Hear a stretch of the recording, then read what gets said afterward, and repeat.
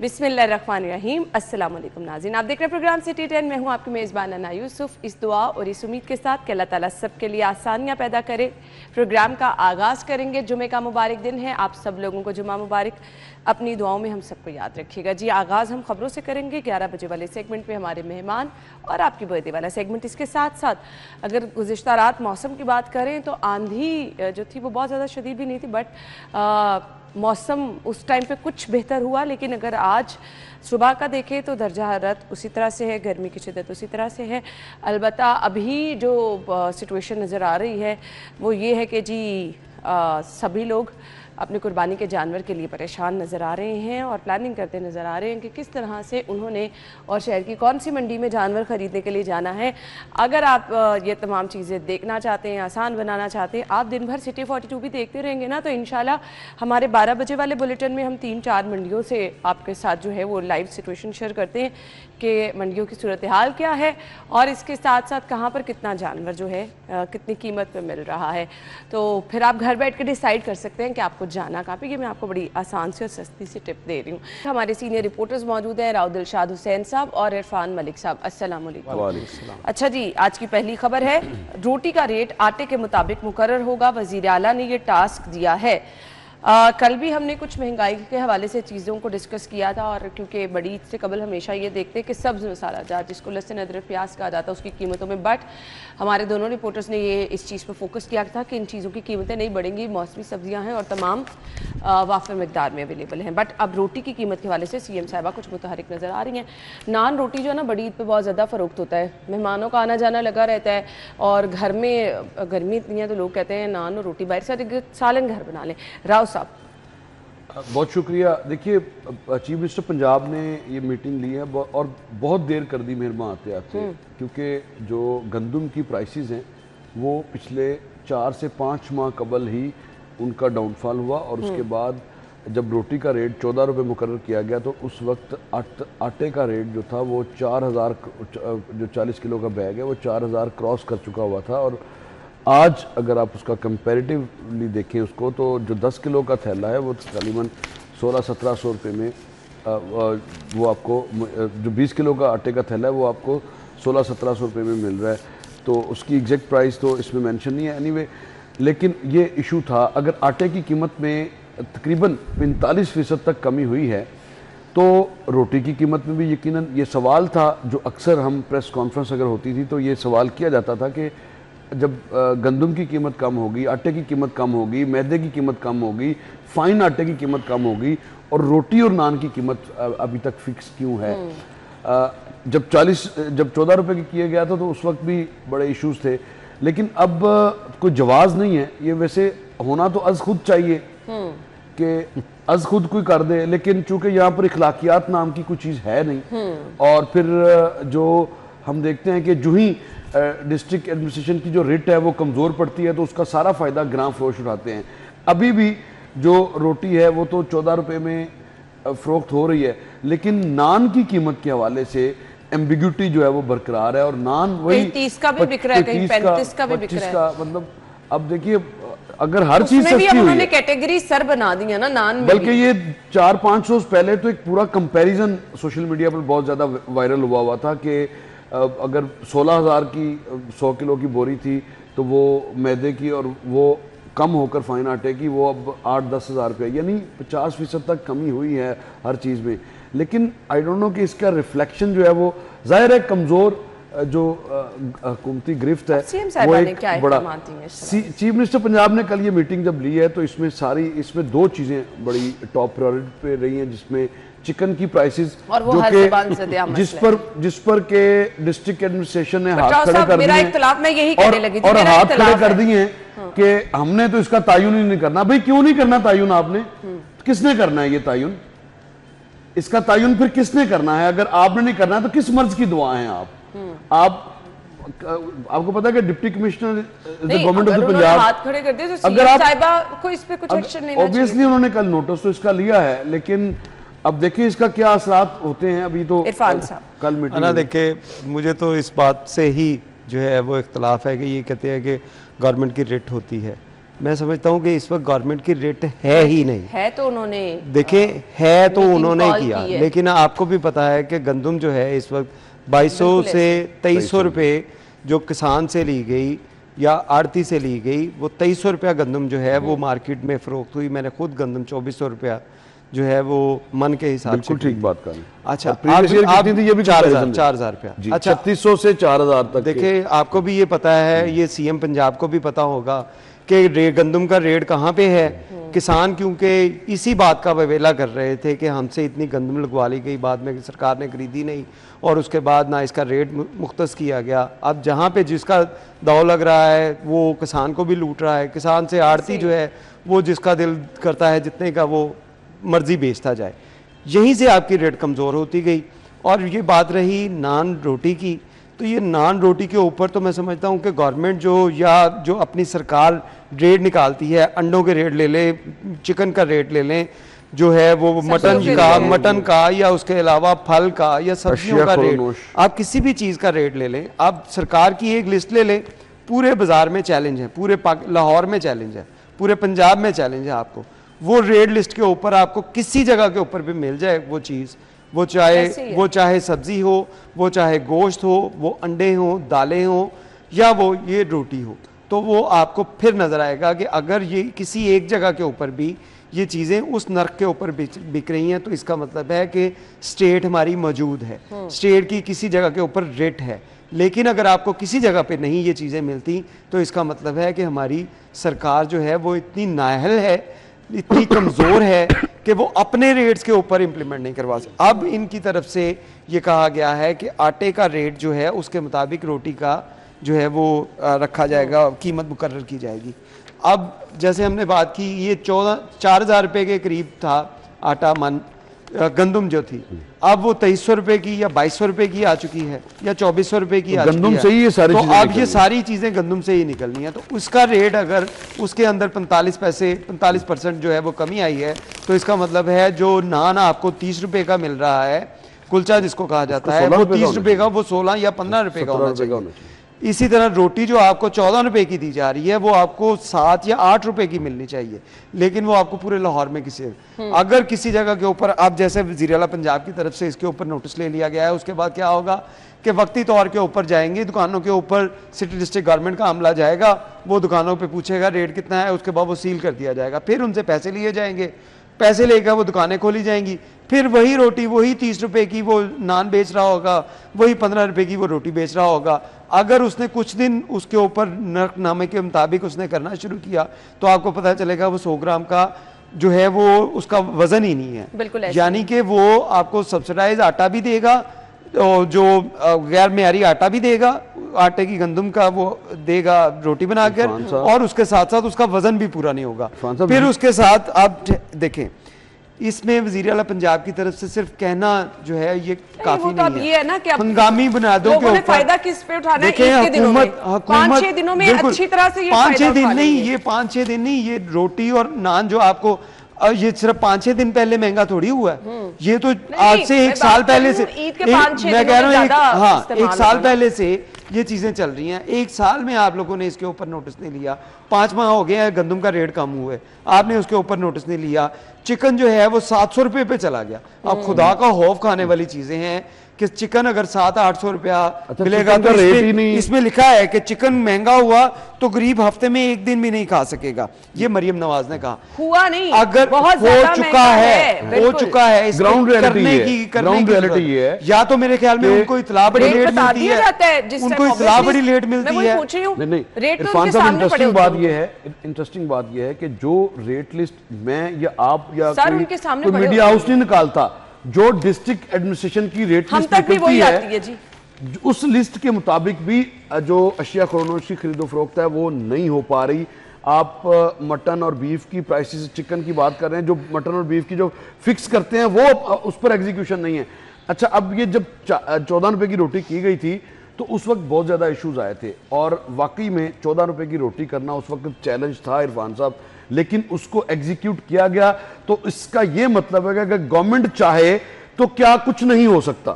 یعنی کہ آپ کہہ رہے ہیں کہ یہ ساری چیزیں مہنگی گورنمنٹ کی مرضی سے کہہ رہا ہوں، آپ یہ کہنا چاہ رہے ہیں کہ گورنمنٹ چاہ رہی ہے تاکہ یہ چیزیں مہنگی ہو جائیں، عوام ان کو جو ہے وہ عوام جو ہے اس کو تعریفیں کریں کہ مہنگی چیزیں مل رہی ہیں، بڑا اچھا ہے.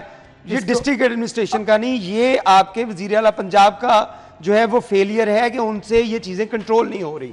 یہ ان کا فیلئر ہے کہ اگر انہوں نے وہاں پہ ڈی سی کسی شہر پہ لگایا، اگر کسی جگہ پہ منسٹر لگایا تو ان لوگوں سے کام نہیں ہو رہا. ان کو اٹھا کے باہر ماریں جو لوگ کام نہیں کر رہے. یہ حکومت کی بدنامی ہو رہی ہے. اگر چیزیں مہنگی مل رہی ہیں اس سے عوام کو جو ہے وہ حکومت کو دعائیں نہیں دے رہی، وہ حکومت کو بد دعائیں دیتی ہے. چکن کو عام بندہ جو ہے نا، چکن ہم نے ہمیشہ سنا ہے کہ گورنمنٹ طے کرتی ہے ریٹ اس کا، لیکن پتہ نہیں پچھلے عرصے سے کیا ہوا، کمپرومائز انتظامیہ بے قصور ہے. اگر گورنمنٹ طے کرتی ہے جو ریٹ نکلے گا، انتظامیہ اس پہ کیا کر لے گی؟ وہ تو بے بس ہے. انہوں نے پھر تو پھر نکالیں ان کو، نکالیں ان کو، کام نہیں کرتا اس کو نکالیں، پھر ان کو اپنی آنکھ کا تارا بنا کے رکھے ہوئے. سر اس کا نا ہم جتنا مرضی بھی یہاں واویلا کر لیں گے کچھ نہیں ہونا یہاں پر، کچھ نہیں ہونا. پروٹین ہے، میں عام لوگوں آدمی کو کی کہوں گی خوراک تھوڑا ہے، سا صبر کر لیں، عید پہ گوشت کھائیے، یہ ایک اچھی بات ہے. چکن کو ویسے اس پر عمل درآمد بھی ضروری ہے. کم از کم عید کے 10-15 دن تو آپ گوشت انجوائے کریں. جب خود ہی کوئی استعمال نہیں کرے گا تو دیکھ لیجیے گا مسالے کہاں سے آئیں گے باقی. ہاں یہ تو ہے. اچھا جی، Nawaz Sharif centre of excellence early childhood میں کلاسز شروع ہو گئی ہیں. رانا سکندر حیات نے مریم نواز کے ہاتھوں اپنے بیٹے یوسف کی انرولمنٹ کرا لی.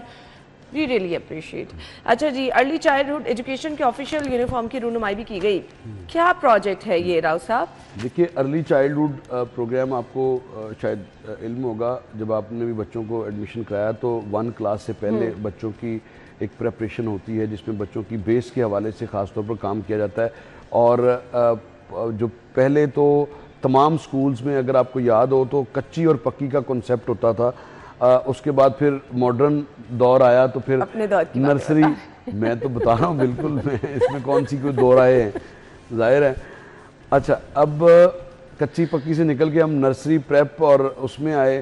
تو جب سے یہ نرسری پریپ آئی ہے، سوائے اخراجات بڑھنے کے، نہیں اب تو اور ٹرینڈ چینج ہو گیا نا، اور زیادہ ہوا. تو ارلی چائلڈہڈ کا یہ ہے کہ بچوں کو ارلی جو یعنی 3 سال کا بچہ ہے یا 3.5 سال کا بچہ ہے تو اس کو جو 1 سال 1.5 سال کا جو ایک اسکول جانے کی عادت ڈالنا، اور اس کے بعد پھر جدید گیجٹ سے اس کو آشنائی دینا، پھر ٹرینڈ سٹاف اس حوالے سے رکھنا.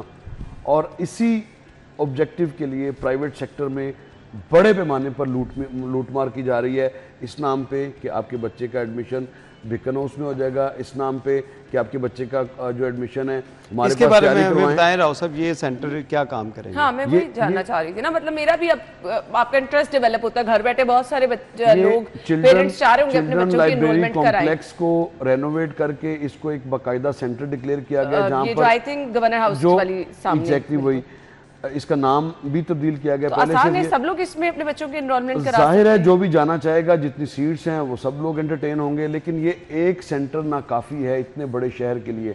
ابھی تو یہ اس کی اچھی خاصی یہ ابھی تو نہیں، فیس تو اس کی اوبیسلی نومینل ہی ہوگی کیونکہ یہ اس کی سرکار ساری سرپرستی کر رہی ہے. تو سرکاری اگر سیکٹر میں دیکھیں تو جو فیسز ہیں اسی کے حوالے سے ہوگا.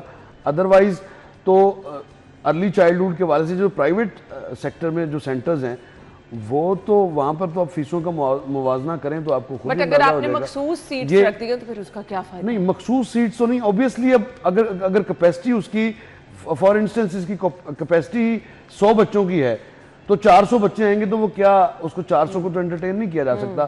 تو اس کو اور زیادہ اس کی ترویج کے لیے آپ کو کام کرنا ہے ارلی چائلڈہڈ کے حوالے سے، بلکہ آپ کو نہ صرف لاہور بلکہ ہر ڈسٹرکٹ میں جانا بالکل ایسے ہر ڈسٹرکٹ میں state of the art. Lahore میں بھی میرے خیال سے ہر علاقے میں یہ فیسلٹی دینی چاہیے. راؤ صاحب بریک کا کہا جا رہا ہے، ہم بریک کے بعد واپس آتے ہیں. جی اسٹے ود اس.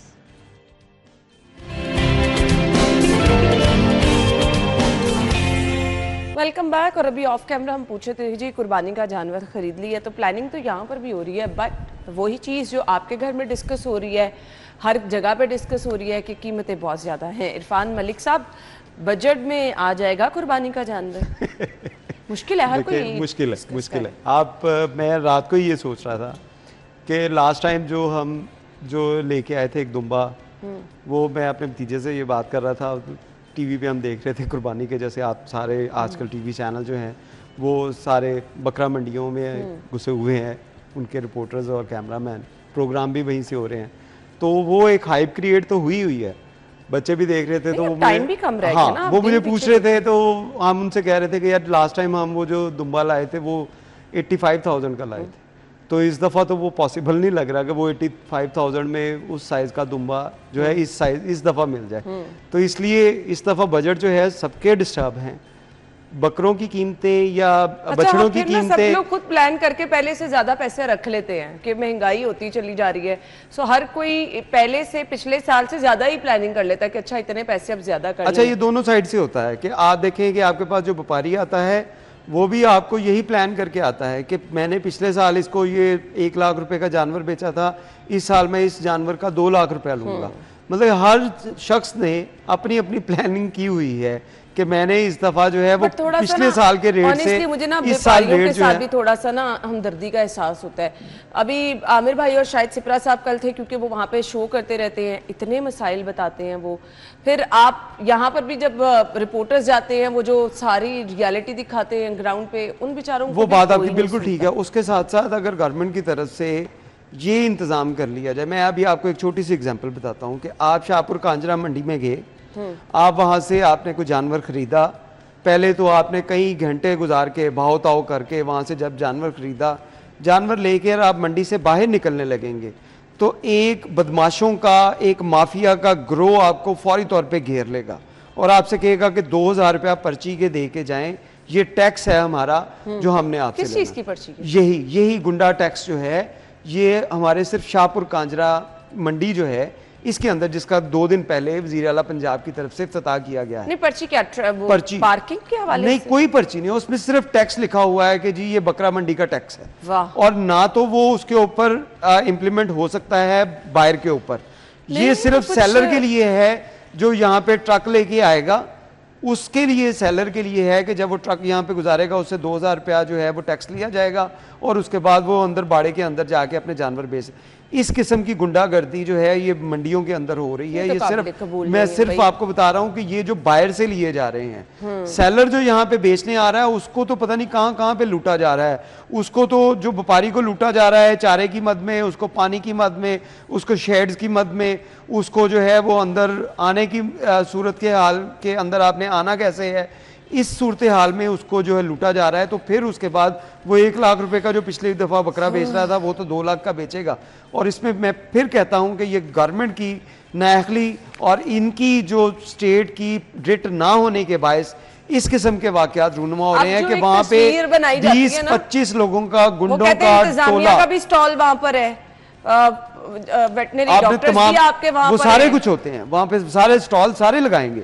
स्टॉल लगाएंगे, सुबह उनकी तस्वीरें उठेंगी, बनवाई जाएंगी, वो सिटी डिस्ट्रिक्ट गवर्नमेंट के ऑफिस में भेजी जाएंगी, वहां पे पुलिस वाले बैठे होंगे, उनकी कंट्रोल रूम में बेची जाएगी कि ये सारे लोग बैठे हैं। लेकिन अवाम को लूटने के लिए जो लोग वहां पे बैठे हैं उनका तदारुक किसी के पास नहीं है, ना वो सिटी डिस्ट्रिक्ट गवर्नमेंट के वो जो कैंप वहां पे बना है उनके पास है, ना पुलिस वाले वहां पे बैठे हैं उनके पास है। जिससे भी बात करेंगे वो कहेंगे इनका सेगमेंट नहीं है, ये इसका इशू है, ये इसका नहीं है, इसका है। तो उसमें लूटा कौन जा रहा है? वो लूटा वो बाहर जा रहा है। आप वहां पे बकरा लेने जाएंगे, राव साहब जाएंगे, मैं जाऊंगा, ये हमारे कैमरामैन जाएंगे, इन लोगों को वहां पे इस तरह लूटा जा रहा है कि पहले तो व्यापारी से ना ऑनेस्टली कल ये आमिर भाई भी सजेशन दे रहे थे मंडियों में जाने से गुरेज करें, आसपास जो जानवर मिल जाते हैं वो कीमत भी बेहतर मिल जाती है और आप इतनी परेशानी से भी बच जाते हैं। आमिर रजा साहब पता नहीं कैसी बातें करते हैं, अगर कानून के मुताबिक देखा जाए, अगर पाबंदी है दफा 144 है, मैंने तो कल उनसे अच्छी खासी इस बात पे लड़ाई। तो यही बात है ना कि उनकी बातें ज्यादा माना ना करें, वो कई बातें ऐसी भी कर देते हैं जो कानून के खिलाफ होती हैं, वो खुद तो शायद बच जाएंगे लेकिन आपको फंसवा देंगे या उनके सुनने वाले, क्योंकि वो बाद में सबके लिए बराबर है, लेकिन वो इस तरह के काम करते हैं कि खुद निकल जाएंगे, दूसरों को भी दूसरों को फंसवा देंगे। 42 देख ले, क्योंकि वो इस टाइम रोही में अपनी ड्यूटी सर अंजाम दे रहे होते, तो इरफान साहब जो कुछ कह रहे हैं शायद वो ना सुन पाए। राव साहब देखिए, बकरा मंडियों की सूरत हाल कुछ इस तरह से है कि मैं देख रहा था किसी एक शायद नुमान एजाज ने कोई लगाया कि अगर मुर्गी भी हो तो उसका भी 1.5 लाख मान लेंगे। तो सूरत हाल तो कुछ अच्छी नहीं है, नहीं, अगर नहीं है। बकरे की आप बात करें ना, वो तो लाख रुपए से नीचे छोटा सा बकरा कोई नहीं कह रहा, नहीं है, मतलब हार्डली उसका जो वेट है अगर 20 से 25 केजी का भी उसका वेट है, गोश्त होगा, तो वेट नहीं गोश्त, सब कुछ मिला के सिरी पाए सब कुछ मिला के की बात कर रहे हैं, वो 20-25 किलो वाला राव साहब बकरा उसमें से 12 किलो गोश्त भी नहीं निकलना, और जाहिर है तो वो जो है वो लाख रुपए का नहीं है, राव इतना साहब ने ना कोई बकरे करें, खरीदे नहीं मुझे लगता। इस तरह लोगों को ना डराएं। नहीं, वो आप मंडी क्या में लगता है जाके आपको? देखें। आप जो जिस दुम्बे की आप बात कर रहे हैं 85,000 का, 85,000 में और लाख में कितना फर्क है? उसमें क्या क्या वो 40 किलो का? 85,000 का मैंने पिछले साल लिया था, नहीं, मैं वो पिछले क्या- साल की बात क्या वो कर रहा हूं। 40 साल का? मैं पिछले साल की बात कर रहा हूं। गुजारिश ये है कि चूंकि सूरत हाल काफ़ी ख़राब होती है, हर दफ़ा जब ईद आती है तो इस तरह से ही एक महंगे जानवरों का एक वावेला होता है। ज़ाहिर है जो बहुत सारे लोग तो इसी आड़ में भी रहते हैं कि इसकी पूरी तैयारी करके और पूरी तरह से अपने एक फार्मिंग इनकी करते हैं और उसके बाद फिर मंडियों में आते हैं। लेकिन मंडियों में इसका एक ही तरीका हो सकता है, अगर आपने इसको हर चीज़ को जिस तरह से बाज़ जगहों पर है ऐसा कि वेट के हिसाब से वेट का तयन कर दिया जाता है कि इतने वेट का आपको जानवर, तो मेरा ख्याल है कि शायद उसमें थोड़ा राव साहब वो भी कौन सा सस्ता पड़ता है? दोनों आप देखिए, साइड से वो लेकिन 2000 रुपए के करीब वो बेच रहे हैं, जो जिंदा बकरा जो है वो केजी के हिसाब से बेच रहे हैं। अब आपके मुताबिक अगर वो 25 किलो का जो है वो तो फिर वो 50,000 रुपए का बनेगा, तो वो तो आपको नहीं मिलना ना। बिल्कुल ऐसे ही है। तो ये कम से कम थोड़ी इसको रेमेडी कह सकते हैं आप, तसल्ली कह सकते हैं। अदरवाइज तो अच्छा जी, महंगा ही अब है, वो मिलना लोग तो जो आपको इंतजार महंगा ही कर है। रहे हैं, कुछ लोग इंतजार कर रहे होते हैं कि ईद के करीब लें, ईद वाले दिन सुबह मंडी पहुंच जाए, दूसरे दिन कुर्बानी कर लेंगे, कितने सस्ती हो जाएंगी। नहीं वो संभालना भी तो थोड़ा मुश्किल काम नहीं, होता है लेकिन ना, लोग किसी ने बड़े जानवर लिए हैं कीमतें तो- कम होने का इंतजार करते हैं। एक एक कमेंट चाहिए, फिर ब्रेक की तरफ चल रहा है। मवेशी मंडी पहुंचने वाले हर जानवर पर लाजमी स्प्रे का हुक्म है। लाइव स्टॉक कैंप्स मुकम्मल तौर पर फॉल किए जाए। ACR उस्मान गनी साहब का ये कहना है। एक कमेंट कर दें, फिर इरफान देखिए साहब वायरल इन्फेक्शन के हवाले से तो हमेशा ये इस तरह का होता है, लेकिन इस दफ़ा वो कांगू वायरस की कोई ऐसी But still, उसकी एहतियात तो रिपोर्टिंग आपको ऐसी करनी नहीं है। है, लेकिन जानवरों को चूंकि सबसे ज्यादा वो चीचर्स का होता है, वो उनका उन्होंने इसको भी अंग्रेजी में कहते हैं चीचर्स। ACR साहब जो है वो कम से कम ये करवा ले कि वहाँ पे जो बत्ता लिया जा रहा है, स्प्रे तो चले अब होता ही रहेगा, स्प्रे तो लाजमी जो है। लोग जो बत्ता ले रहे हैं ना वहाँ पे व्यापारियों से, जो बायर से, उसको जो है वो रोका जाए और ये जो बत्ता वसूली वहाँ पे हो रही है इसको खत्म किया जाए। चीचर्स तो चलते रहेंगे, चीचर्स तो आते रहेंगे। सॉरी जी, हम ब्रेक के बाद आएंगे।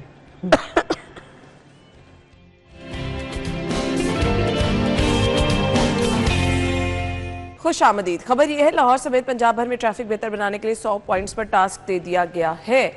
100 पॉइंट्स पर अगर यह टास्क दे दे और इस पर अमल दरामद हो जाए तो यकीन माने शहर की ट्रैफिक मुकम्मल तौर पर ठीक हो जाएगी। गैर कानूनी रिक्शों के खिलाफ क्रैकडाउन का प्लान भी तैयार किया गया है। सबसे बड़ा मसला ये है।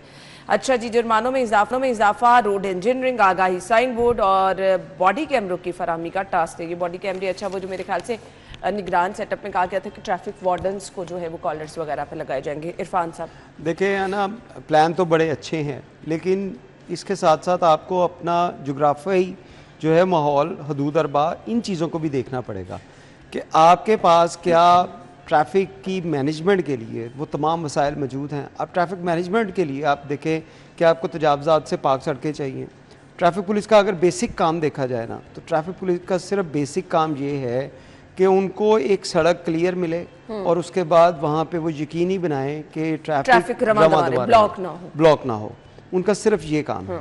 अब उनको जो एक्स्ट्रा काम तजावज़ात बीच में है, रॉन्ग पार्किंग वो भी चीज़ बीच में है, फिर हमारे यू टर्न गलत है, रोड इंजीनियरिंग में काफ़ी, रोड इंजीनियरिंग के अंदर हमारे काफ़ी इश्यूज हैं। और ये इश्यूज आज के नहीं हैं। आपको याद है कि कई साल पहले जब ये ऑरेंज ट्रेन बनाई गई थी, सॉरी ये अपना मेट्रो बस बनाई गई थी, उसके बाद टर्किश जो यहाँ पे बुलाए गए थे इंजीनियर्स, उनकी तरफ से रोड इंजीनियरिंग काफ़ी एक इशू था। तब भी ट्रैफिक के इश्यूज हर दौर में ही रहते हैं।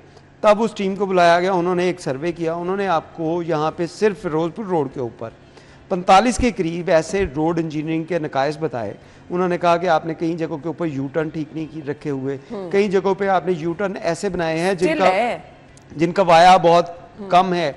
ये वो इश्यूज थे जिनको उन्होंने कहा कि इसको एड्रेस करें, आपका फिरोजपुर रोड कम से कम ठीक हो जाएगा। वो आज तक नहीं हुआ।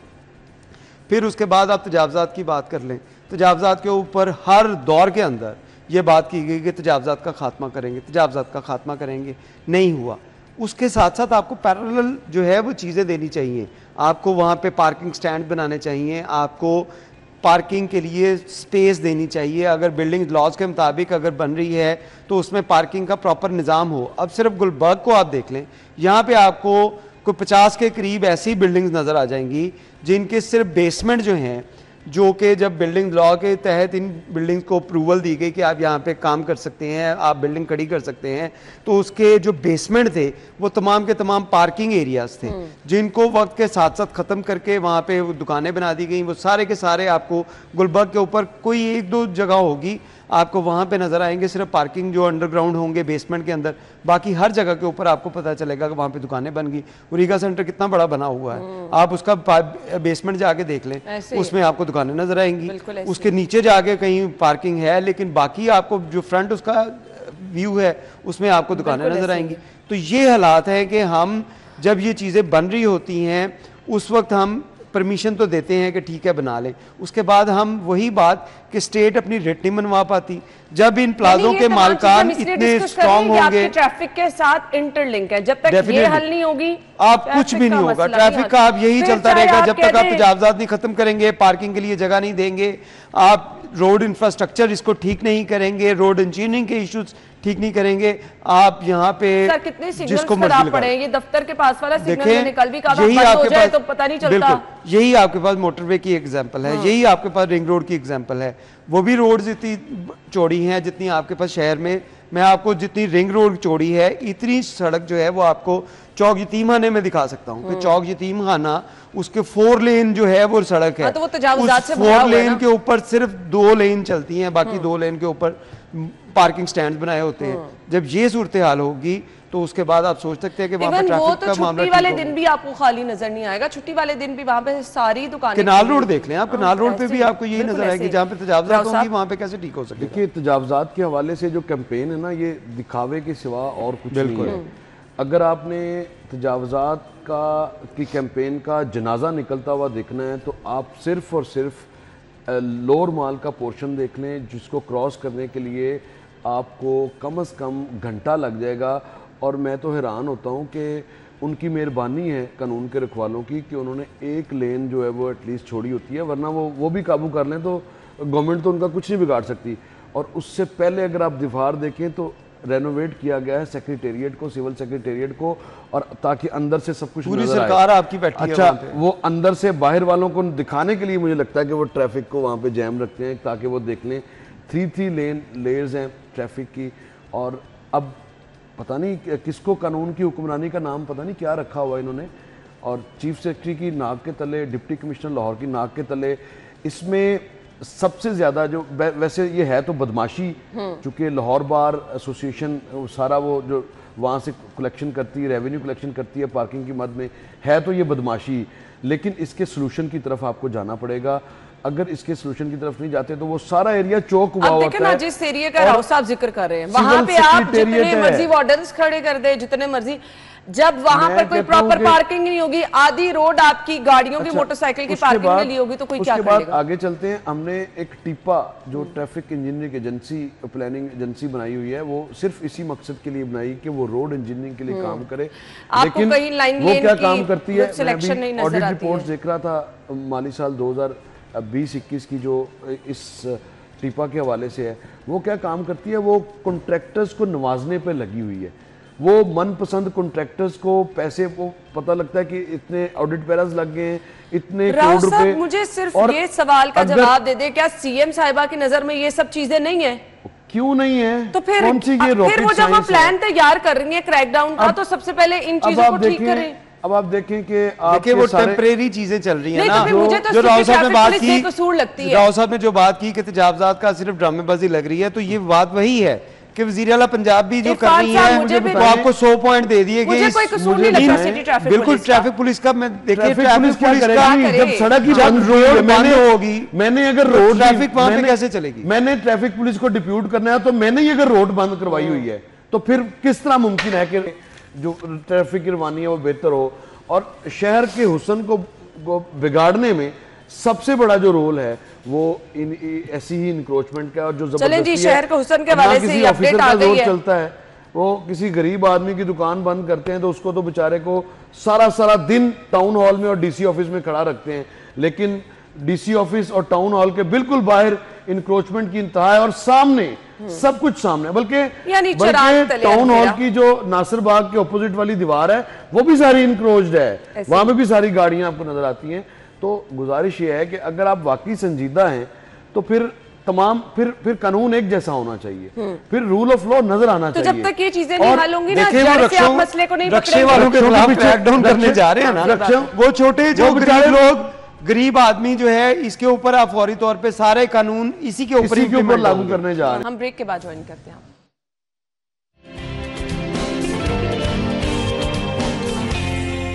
खबर क्या है जी, पंजाब के सरकारी अस्पताल 1 अरब 12 करोड़ के नादहिंदा हैं और गैस बिल वसूली के लिए हतमी नोटिस जारी किए गए हैं। सरकारी अस्पताल, राव साहब देखिए, ये सिर्फ अस्पतालों का डेटा आया है, लेकिन इसमें तमाम जो सरकारी दफातर हैं वो गैस और बिजली दोनों के, अगर आप लेस्को की फहरिस्त देखेंगे तो लेस्को में भी आपको बड़े पैमाने पर जो नादहिंदा इदारे नजर आएंगे वो सरकारी इदारे ही होंगे।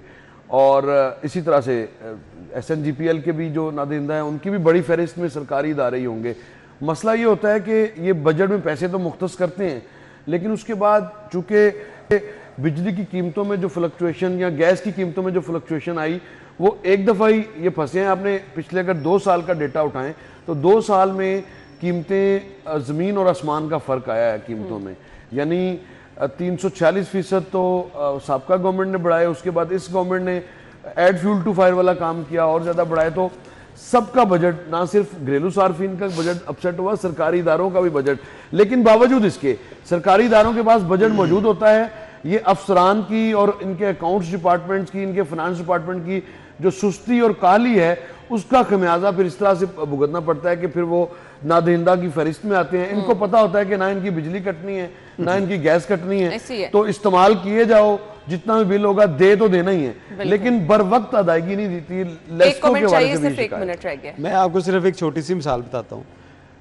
CTO के ऑफिस के अंदर वहाँ पे एक बनाई गई कैंटीन, वो कैंटीन जो है ठेके पे दी गई। कैंटीन ने बिल ना दिया गैस का, 23 लाख रुपए उसका बिल बना, उसका जो कनेक्शन जो है वो काट गए और पिछले 1.5-2 साल से वो कनेक्शन कटा हुआ है। जो कहते हैं कि ये राव साहब ने कहा कि उनके नहीं कटने, वो काटे जाते हैं। नहीं, वो ऑफिस तो है ना, ऑफिस के अंदर लगी है, सिटी ऑफिस के अंदर लगी, अलग से सेगमेंट है ऑफिस के अंदर। वो बिल उन्होंने ही देना, उन्होंने ही देना था, सरकार ने कॉन्ट्रैक्ट दिया गया है, राव साहब उसने अदा करना था। बात सुनने वाली बात है कि वो उस नाम पे CTO ऑफिस के नाम के ऊपर कनेक्शन है, उनके इस्तेमाल के लिए है। वहाँ पे अगर उन्होंने कैंटीन बना ली तो उसने भी वहाँ से गैस इस्तेमाल। बात यह है कि गैस कनेक्शन या बिजली काटी जाती है, ये जब भी नादहिंदा होते हैं सिर्फ इस नाअहली के बिना के ऊपर कि इनके पास फंड मौजूद होते हैं। वो कहते हैं कि सरकारी इदारा है, इसको बाद में दे लेंगे, अभी ये पैसे यहाँ से इधर लगा लें, वहाँ से पैसे आएंगे तो इसको ऐड कर लेंगे। वो इसी चक्कर में लाखों नहीं अरबों रुपए के नादहिंदा हो जाते हैं। और जिस तरह वाला नहीं होता। मुझे वाइंड अप का कहा जा रहा है। बहुत बहुत शुक्रिया। हेडलाइंस के बाद ज्वाइन करते हैं।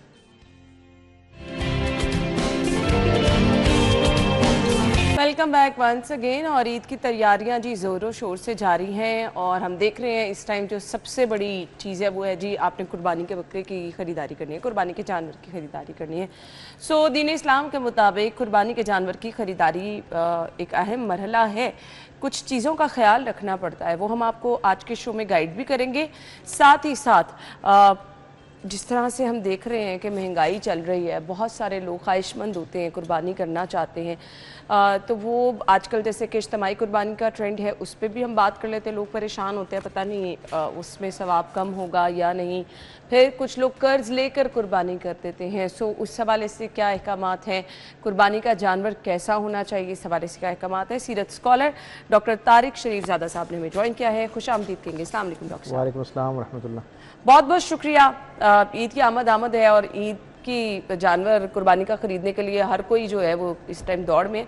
सबसे पहले मुझे ये बता दें कि कुर्बानी का जानवर हमने ख़रीदते हुए किन किन चीज़ों का ख्याल रखना है, कौन से लोग हैं जिन पर लाजमी तौर पर फ़र्ज़ है कि उन्होंने कुर्बानी करनी है। बिस्मिल्लाह रब्बी मोहम्मद करीम अलैहिस्सलातु तस्लीम। सबसे पहले तो यादावरी का शुक्रिया اور یقیناً ان ایام میں یہ جو ذی الحج کا مہینہ ہے جو اللہ کے ہاں حرمت کے 4 مہینوں میں سے ایک مہینہ ہے، اور اس کی اپنی اہمیت اس انداز کی ہے کہ سرکار دو عالم صلی اللہ علیہ وسلم نے یہ فرمایا کہ ان 10 دنوں کے اندر، یہ جو یکم ذی الحج سے لے کے عید والے دن تک کے جو ایام ہیں، ان میں کیا ہوا کوئی بھی خیر کا عمل جتنی اللہ کی نگاہ میں قدر و منزلت اور اجر کا ایک حوالہ رکھتا ہے، کوئی اور خیر کا عمل اس درجے کا اجر اور ثواب جو ہے نا وہ نہیں رکھتا۔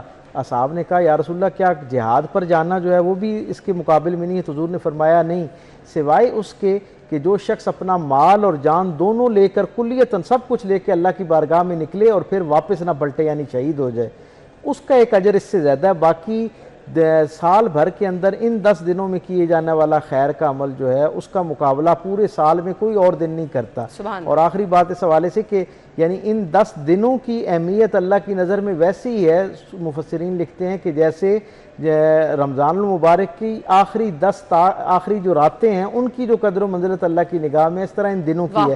تو ایک تو پیغام یہ ہے کہ ان دنوں میں خوب اپنی عبادت، ریاضت، حسن سلوک، مساوات، معاملات، اللہ کے حقوق بھی اور اللہ کے بندوں کے حقوق جو ہم پر ہیں ان کے حوالے سے بھی فوکس کرنا چاہیے تاکہ زیادہ سے زیادہ رحمت اور برکت سمیٹی جا سکے۔ ان 10 دنوں کا سب سے اہم حوالہ یقیناً حج ہے، اور حج کے بعد جو لوگ حج پر نہیں جا سکتے، حج پر جانے والے بھی اور جو نہیں جا سکتے ان کے لیے بھی بالخصوص جو سب سے نامور حوالہ ہے عید کے بعد وہ قربانی کا ہی معاملہ ہے۔ اور قربانی کے ایام جب آتے ہیں تو ہم ہر طرف دیکھتے ہیں کہ خاص طرح کا ثقافتی ماحول بھی ہمارے اندر آ جاتا ہے، اور ایک خاص پورے سماج کے اندر گویا ایک قربانی کی جو ہے وہ خبر گونجنا شروع ہو جاتی ہے، اور ہر بندہ جو ہے وہ قربانی کرنے کے لیے جانا چاہتے ہیں۔ سب سے پہلے تو ہمیں یہ سمجھنا ہے کہ قربانی جو ہے یہ واجب ہے، یعنی واجب کا مطلب یہ ہوتا ہے کہ فرائض وہ ہوتے ہیں جن کا حکم براہ راست قرآن حکیم کے اندر ہوتا ہے، اور واجب وہ ہوتا ہے جس کا بظاہر قرآن میں حکم نہیں ہوتا لیکن رسول اللہ صلی اللہ علیہ وسلم نے زبان سے بھی اور عمل سے بھی دونوں سے اس کی تاکید کر رکھی ہوتی ہے۔ قربانی اتنا عظیم الشان عمل ہے کہ اللہ کے محبوب رسول صلی اللہ علیہ وسلم نے اپنی زندگی کے اندر تواتر کے ساتھ اس کو اختیار کیا، ہر مرتبہ 2 قربانیاں کیا کرتے، ایک اپنی طرف سے اور ایک اپنی امت کی طرف سے۔ تو اس سے اندازہ ہوتا ہے کہ یہ کتنا اہم اور پسندیدہ عمل ہے۔ پھر اب یہ کس پر فرض ہے؟ تو ہر وہ شخص جو صاحب نصاب ہے اس کے اوپر قربانی واجب ہوتی ہے۔ صاحب نصاب سے مراد وہ آدمی جس کے پاس، جیسے زکوٰۃ کے لیے صاحب نصاب ہونے کی شرط یہ ہے کہ 52.5 تولہ سونا چاندی جو ہے ایک آدمی کے پاس یا اس کی مالیت جو ہے اس کے پاس ہونی چاہیے، اور یہ سال بھر رہنی چاہیے۔ قربانی میں صرف اتنی رعایت ہے کہ اس دن یعنی یکم ذی الحجہ سے آن ورڈ یہ جو 10 دن ہیں ان کے اندر آپ کے پاس 52.5 تولہ سے زیادہ مال اسباب جو ہے وہ موجود ہونا چاہیے، اپنی ضرورت سے ایک درجہ آگے نکل کے۔ ایسی کیفیت میں، ایسی حالت کے اندر جو آدمی اتنا مال رکھتا ہے یعنی اتنا نصاب رکھتا ہے اس کے اوپر قربانی واجب ہے، اس سے قربانی کرنی چاہیے۔ یہاں عمومی طور پر ایک غلط فہمی پائی جاتی ہے، ہم گھر میں احترام کی بنیاد پر والدین کی طرف سے، عزیز و اقارب کی طرف سے، بالخصوص اپنے مرحومین کی طرف سے قربانی دینا شروع کر دیتے ہیں۔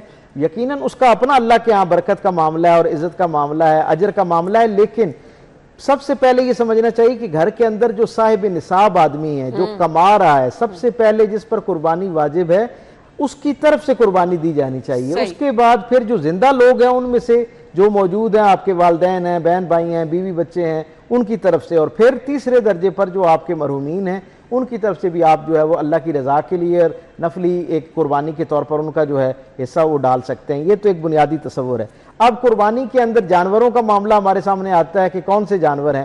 قرآن حکیم نے خود براہ راست اس کی رہنمائی فرما دی۔ 4 جانور ایسے ہیں جن کی عزت اللہ نے قرآن میں لافانی کر دی، ان کا وقار ہمیشہ کے لیے جو وہ قائم فرما دیا کہ یہ 4 اقسام کے جانور ہیں جو اللہ کے ہاں پسندیدہ ہیں، جن میں پہلا بھیڑ یا دمبا ہے، دوسرا بکرا یا بکری، یعنی ان کی تذکیر اور تانیث، ان کے جوڑوں کی بات قرآن حکیم نے کی ہے، یعنی گویا 4 جانور ایسے ہیں جن کے جوڑوں میں سے کوئی بھی نر یا مادہ دونوں کی قربانی جو ہے وہ ہو سکتی ہے۔ بھیڑ یا دمبا، اس کا احوال قرآن حکیم سے ہم تک پہنچتا ہے۔ اس کے بعد ہمارے پاس بکرا یا بکری کا احوال پہنچتا ہے، وہ اللہ کے یہاں قربان کرنے کے لیے جو ہے وہ اللہ تعالیٰ اس کی ترغیب دلاتا ہے۔ تیسرا گائے جو ہے، گائے یا بیل، اس کی قربانی، اور چوتھا اونٹ یا اونٹنی، ان کی قربانی جو ہے وہ اللہ کے رسول صلی اللہ علیہ وسلم کے فرمان کے مطابق، آپ پر اترے ہوئے قرآن کے مطابق ان 4 چیزوں کی جو ہے، کچھ احباب جو ہیں، کچھ فقہاء نے جو ہے وہ بھینس کو بھی اس کیٹیگری میں رکھا ہے کہ یہ گائے کی قبیل کی ہے اس لیے، لیکن یہ ایک محدود طبقہ ہے جو اس طرح سوچتا ہے، اور جو رسول اللہ صلی اللہ علیہ وسلم کا اپنا عمل ہے۔ آپ بھی ان 4 میں سے قربانی کیا کرتے تھے، آپ کے اصحاب جو ہیں ان کے ہاں بھی یہ روایت تھی، اور آج بھی اگر آپ قربانی کا جو سب سے بڑا اجتماع ہوتا ہے یعنی حج جو ہے، اس میں جب آپ دیکھیں گے تو وہاں آپ کو भैंस की कुर्बानी होती हुई नज़र नहीं आती, इन्हीं 4 बुनियादी जो जानवर हैं या इनके कबील जो हैं इनकी कुर्बानी होती नज़र आती है। तो बेहतर अमल ये है, मैं समझता हूँ कि इन 4 में से करना चाहिए कि इससे शायद कुर्बानी का अजर भी मिलता है, सुन्नत का अजर भी मिलता है और कुरान हकीम के एक हुक्म की पैरवी का अजर जो है वो भी आपको मिलता है। बेशक बेशक। कुर्बानी का जानवर खरीदते हुए, अच्छा उस पे आते हैं, अब मुझे बताएं, कुछ लोग जो ख्वाहिशमंद होते हैं ना वो कर्ज उठाकर कुर्बानी करना चाहते हैं, कुछ लोग जो नहीं कर सकते हैं वो आजकल इज्तिमाई कुर्बानी का ट्रेंड चल रहा है, क्या उससे सवाब में कमी तो नहीं है? नहीं, देखें अल्लाह के यहाँ जो है ना एक खुद कुरान हकीम ये बयान करता है कि ना गोश्त पहुंचता है ना खून पहुंचता है, बल्कि तुम्हारी नीयतें अल्लाह के पास पहुंचती हैं। तो एक तो जज्बा, नीयत, इरादा खालिसतन अल्लाह की रज़ा के लिए हो, अपने किसी सोशल प्रेशर में, फैमिली प्रेशर में ये कुर्बानी ना की जा रही हो, लोगों के दिखलावे, लोगों को मुतासिर करने या लोगों के की जवाबदेही के डर से जो है वो आपको कुर्बानी के लिए कर्ज लेकर या कोई और नापसंदीदा ज़रिया इख्तियार करके जो है वो नहीं करनी चाहिए।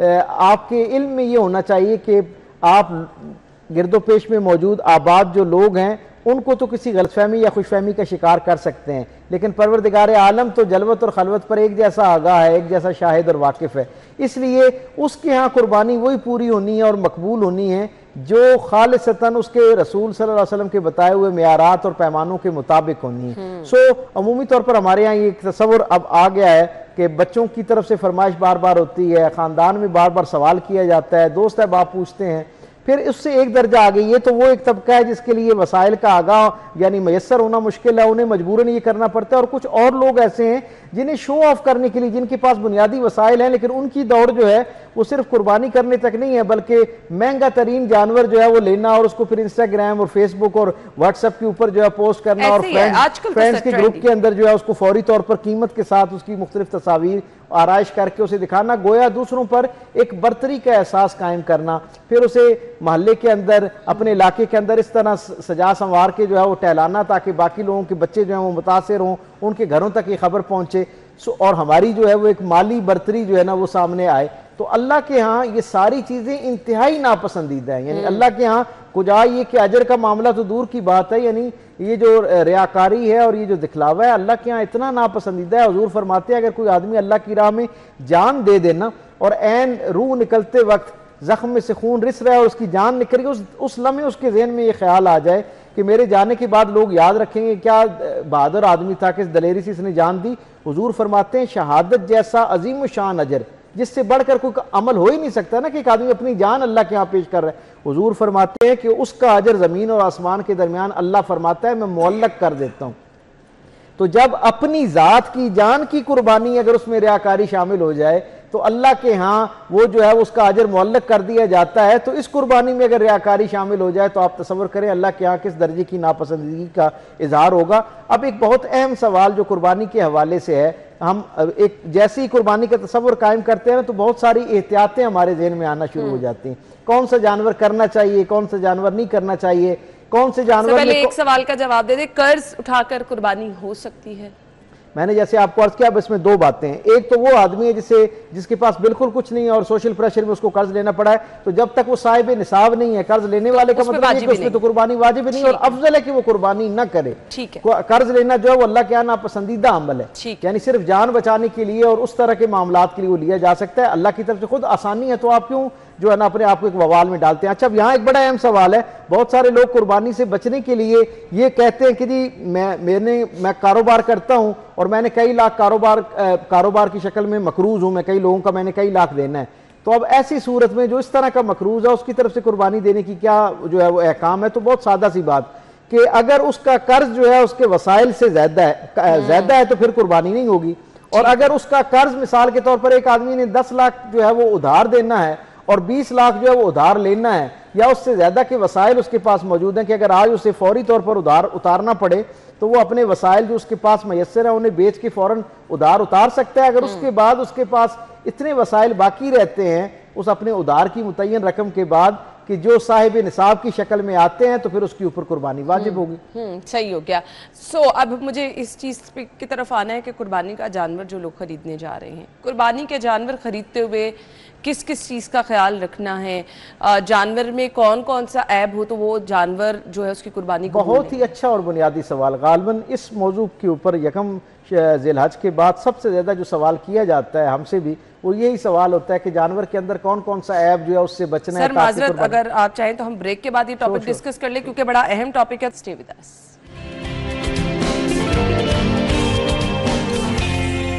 Welcome back once again. Doctor Tariq Sharif Zada صاحب ہمارے ساتھ موجود ہیں. گفتگو کا سلسلہ آگے بڑھائیں گے اور ہم بات کر رہے ہیں جی, جب آپ قربانی کا جانور خریدنے جا رہے ہیں تو آپ نے کن کن چیزوں کا خیال رکھنا ہے. سب سے پہلے ہمارے ہاں وہ ٹرینڈ ہوتا ہے, منہ کھول کے دیکھا جاتا ہے اس کی ایج کے حوالے سے. ڈاکٹر صاحب کیا اس پہ احکامات ہیں؟ بسم رب محمد کریم علیہ الصلوۃ والتسلیم. سب سے پہلے تو ہمیں یہ اندازہ ہونا چاہیے کہ مختلف جو جانور ہیں ان کی مختلف عمریں متعین, اور اس کے پیچھے بنیادی روح یہ ہے کہ کوئی بہت معصوم نوزائیدہ بچہ جو ہے وہ قربانی کی اس طرح اس کا حصہ نہ بن جائے, بلکہ اللہ کے ہاں ایک کامل جانور, مکمل جانور جو ہے, بہترین جانور, اسے اللہ کی راہ میں پیش کیا جائے. کیونکہ خود قرآن حکیم کا ایک عمومی حکم ہے کہ اللہ کے رستے میں جو آپ کی بہترین چیز ہے اسے پیش کیا جائے. میں یہ سمجھتا ہوں کہ باقی تقاضوں پہ تو ہم بات کریں گے, لیکن ذاتی طور پہ میرا یہ ذوق ہے کہ جب آپ جانور خریدنے جائیں تو وہ آپ کے دل کے بھی قریب ہو, آپ کو اسے دیکھ کے, اسے محسوس کر کے, اور پھر یہ تصور قائم کرتے ہوئے کہ اس نے قیامت کے دن آپ کے لیے جو ہے وہ آسانیوں کا ذریعہ بننا ہے. اور اللہ کے ہاں حضور کی حدیث مبارک ہے کہ یہ اپنے کھروں, اپنے سینگوں اور اپنے یعنی پورے جسم کے ساتھ جو ہے وہ اللہ کی بارگاہ میں آپ کی گواہ کے طور پر اس نے پیش ہونا ہے. ایک بہترین جانور جو ہے اسے اللہ کے رستے میں جو ہے وہ پیش کیا جانا چاہیے. اب سال کے عمروں کے حوالے سے جب ہم دیکھتے ہیں تو جو دمبا ہے اس کے لیے بظاہر 6 ماہ ہیں, لیکن 6 ماہ کا بھی دمبا چل جاتا ہے, یعنی اس کے لیے رعایت موجود ہے, لیکن اپیرنٹلی اس کو نظر آنا چاہیے 1 سال کا. یعنی اس انداز میں ہو کہ وہ ایک مکمل جانور کے طور پر نظر آئے اور اس کی عمر دیکھنے میں کم از کم 1 سال جیسی لگتی ہو. اسی طرح جو بکرا ہے اس کی بھی عمر جو ہے وہ 1 سال, یعنی دمبا اور بکرا بیسیکلی دونوں کے لیے 1 سال ہے. دمبا 6 ماہ کا بھی ہو لیکن لگ 1 سال کا رہا ہو تو وہ قابل قبول ہوتا ہے.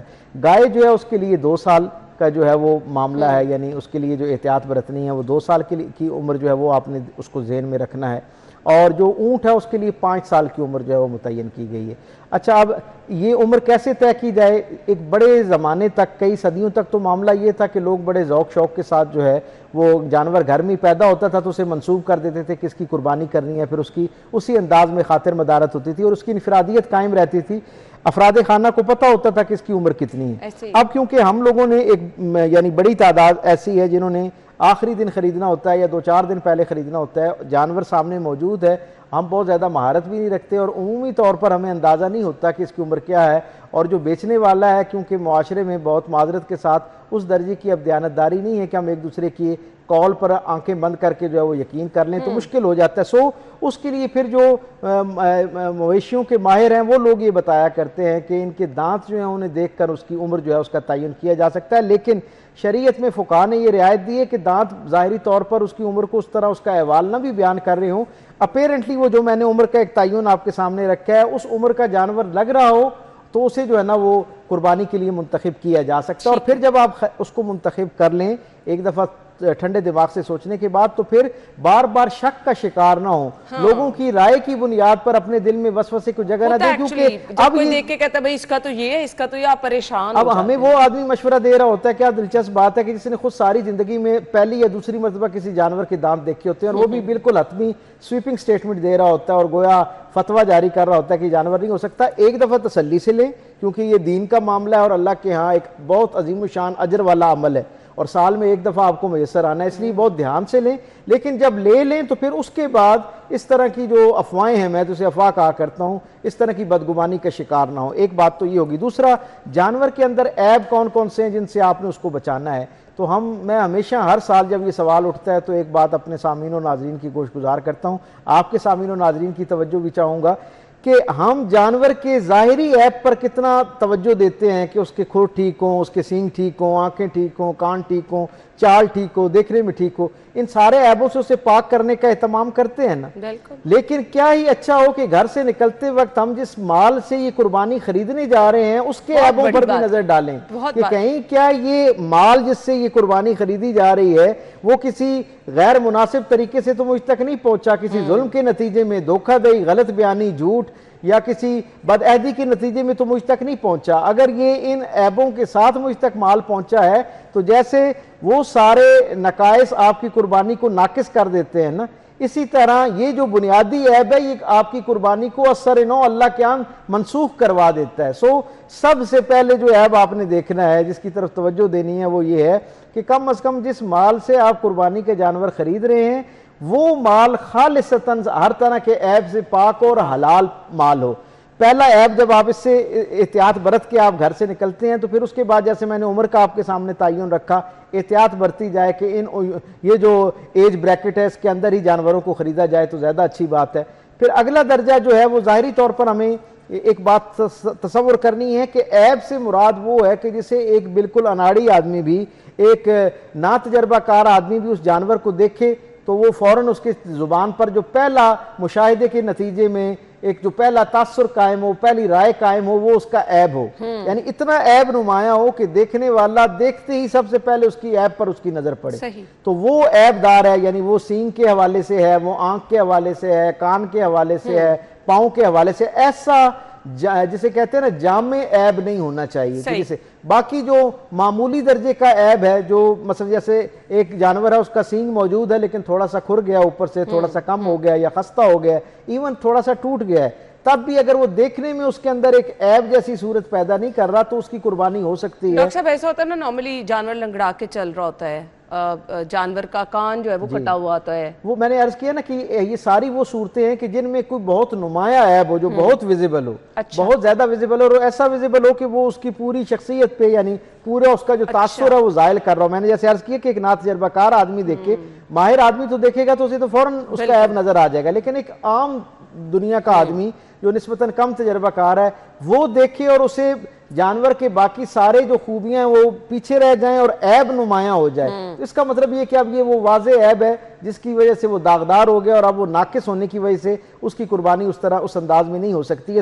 یہ جو ظاہری عیب ہے، جیسے جانور کے چلنے میں رکاوٹ ہے، تو وہ اس درجے کی رکاوٹ بعض دفعہ اس وقت وہاں جو ماحول ہوتا ہے، جانور جہاں پالے جاتے ہیں، کیونکہ ہم گاؤں دیہات کے لوگ ہیں تو ہمیں اندازہ ہے کہ وہ ایک کھلی فضا میں جانور جو ہے وہ پل بڑھ رہا ہوتا ہے. جب وہ شہروں کے اس ماحول کے اندر آتا ہے اور بعض دفعہ جانور زندگی میں پہلی مرتبہ یا دوسری مرتبہ اتنے بڑے رش میں آتا ہے، میں اکثر یہ کہا کرتا ہوں کہ عام سمجھدار آدمی، عاقل بالغ آدمی بھی اس کو قربان گاہ اس میں جائے نا منڈی کے اندر تو 2 دن تک اس کے حواس اپنی جگہ پر نہیں آتے، تو جانور جو ہے وہ ظاہر ہے وہ جلدی جو ہے وہ سہم جاتا ہے. تو اس طرح کے بعض عارضی عیب ایسے ہوتے ہیں جو وہاں ہمیں نظر آ رہے ہوتے ہیں، لیکن جب وہ گھر تک جانور آتا ہے یا 1-2 دن آپ کے ہاں ٹھہرتا ہے تو وہ اس کے اندر وہ عیب جو ہے وہ ختم ہو جاتا ہے. اس لیے بہت زیادہ بدگمان نہیں ہونا، غیر ضروری احتیاط اور اس کے اندر نہیں جانا. ظاہری طور پر جو چیز جس پر آپ کے قلب کی آواز آ رہی ہو، دل کی گواہی آ رہی ہو، دل مطمئن ہو رہا ہو، اس کو اللہ کی رضا کے لیے لے آئے، کیونکہ اللہ کے ہاں بہر طور خون اور گوشت جو ہے وہ دنیا کا معاملہ ہے اور نیت جو ہے وہ اللہ کے ہاں پہنچتی ہے اور اسی کے اوپر اجر کا فیصلہ ڈاکٹر صاحب کیا جاتا ہے. ایک بڑا انفارچونیٹ ہے، یہاں پر بکرے چوری ہو جاتے ہیں گھروں سے، تو لوگ بیچارے پریشان ہو جاتے ہیں. اوبیسلی آپ نے ایک آپ کا مذہبی ایک وہ ہوتا ہے، آپ نے تو کیا ثواب آپ ہی کو پہنچے گا؟ کیونکہ آپ نے ذکر کیا کہ اللہ تعالیٰ کے ہاں تو نہ خون تو نہ گوشت پہنچ رہے. دیکھیں ایک آدمی نے گھر سے نیت ارادہ کیا، وسائل اکٹھے کیے، مویشی منڈی پہنچا، وہاں سے جانور خریدا، وہاں لین دین کیا، جانوروں کو دیکھا، پھر اس کو وہاں سے رقم ادا کر کے اپنے ساتھ لے آیا، اس کے لیے چارے کا اہتمام کیا. اب انتظار کرنا شروع ہو گیا، کل پرسوں جس دن بھی قربانی کا دن آئے گا تو میں اسے اللہ کی راہ میں جو ہے اللہ کی خوشنودی حاصل کرنے کے لیے ذبح کروں گا.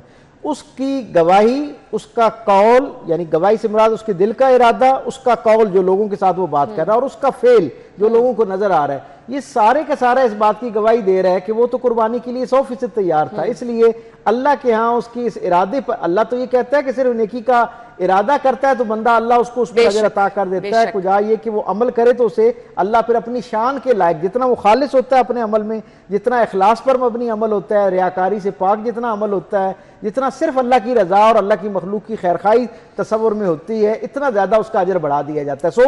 اس کو اجر تو اس کا ملے گا نیت کے حساب سے. لیکن اگر کوئی آدمی صاحب ثروت ہے تو اسے صرف اس بات کو بنیاد بنا کر میں یہ سمجھتا ہوں کہ اتنی بڑی سعادت سے محروم نہیں ہونا چاہیے. اگر اس کے وسائل اسے اجازت دیتے ہیں تو اسے فوری طور پر انہی ایام میں، یہ جو قربانی کے ایام ہیں، ان کے اندر ہی دوبارہ جانور کی خریداری کر کے اس کے ذبیحے کا اہتمام کرنا چاہیے، تاکہ وہ جو سال کے بعد دوبارہ ایک موقع آنا ہے، اللہ کے یہاں نفلی صدقے کا سارا سال اجر ملتا ہے.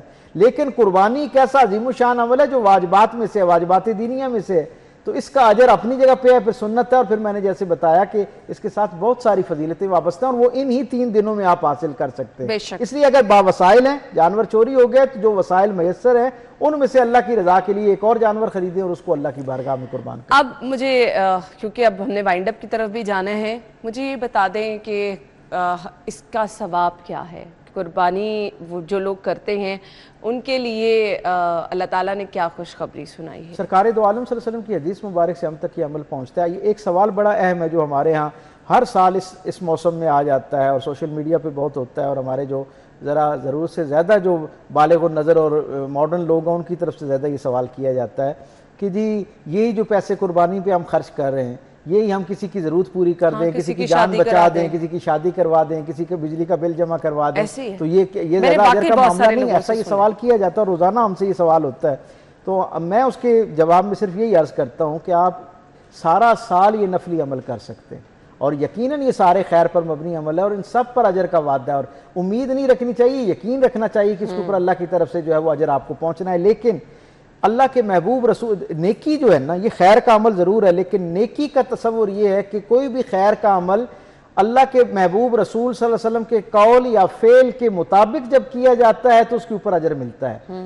ہمیں یہ سمجھنا چاہیے کہ اللہ کے محبوب رسول صلی اللہ علیہ وسلم نے فرمایا کہ اللہ کے ہاں قربانی کے دن، یعنی یہ جو 3 دن ہیں، ان کے اندر جانور کے ذبیحے سے بڑھ کر کوئی نیک عمل اللہ کے ہاں نہیں پہنچتا. یعنی یہ سارے نیک اعمال، وہ جان بچانا، وہ لوگوں کے لیے مصیبتوں میں ان کے لیے آسانی پیدا کرنا، یہ سارے نیک عمل ہیں، ان پر اجر ملتا ہے. لیکن ان قربانی کے ایام میں اللہ کے ہاں استطاعت موجود ہو تو سب سے عظیم الشان عمل جو ہے وہ حج کے بعد قربانی ہے، اور قربانی کیونکہ خود حج کا حصہ ہے، اس لیے ہم یہ کہہ سکتے ہیں کہ قربانی ایک ایسا عظیم الشان عمل ہے جس کے لیے پوری امت میں ایک خیر اور بشارت موجود ہے. سب سے پہلے تو ہمیں یہ سمجھنا چاہیے کہ پرائرٹی لسٹ کے اندر ان ایام میں، ان 3 ایام میں بہترین عبادت اور نیکی جو ہے وہ قربانی ہے، اس لیے سب سے پہلے اسے کرنا چاہیے. ہاں اس بات سے میں متفق ہوں جزوی طور پر کہ یہ جو ہمارے ہاں ٹرینڈ ہے کہ ایک آدمی 15 20 قربانیاں کر رہا ہوتا ہے، اور اس کے گرد و پیش میں، اس کے خونی رشتہ داروں میں، اس کے بہن بھائیوں میں کوئی زندگی موت کی کشمکش میں پڑا ہوتا ہے، کسی کے یہاں